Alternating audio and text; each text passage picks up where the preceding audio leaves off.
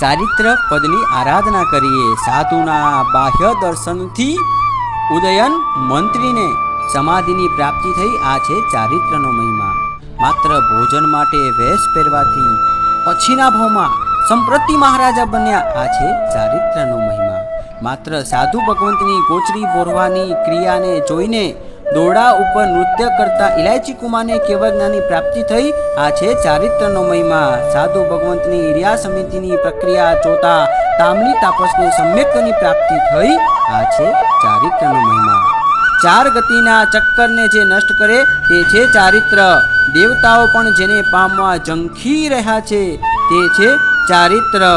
આજથી સંકલ્પ કરીએ, ઘરમાં એક રૂમની અંદર એક ખાનું એવું બનાવીએ, તેમાં ચારિત્રના ઉપકરણ હોય।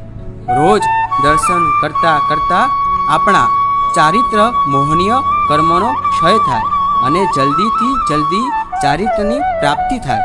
આવી ભવ્ય ભાવના સાથે ચારિત્ર પદની આરાધના કરીએ। ઓમ રીમ નમો ચારિત્રસ્ય।